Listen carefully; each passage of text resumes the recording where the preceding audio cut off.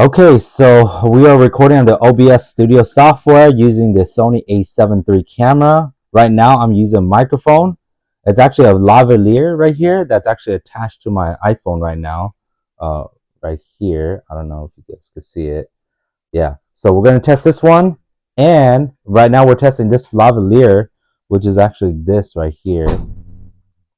You probably should put auto. Yeah. Right.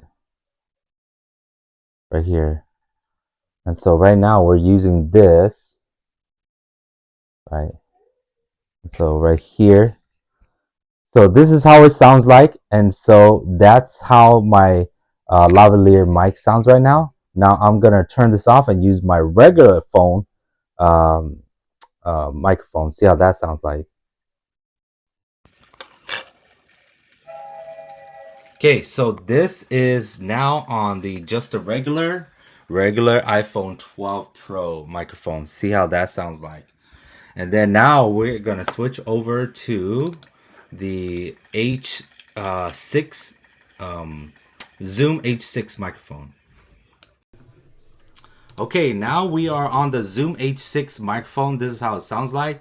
I am about maybe arm's length away from the Zoom H6 microphone, and this is how it sounds like.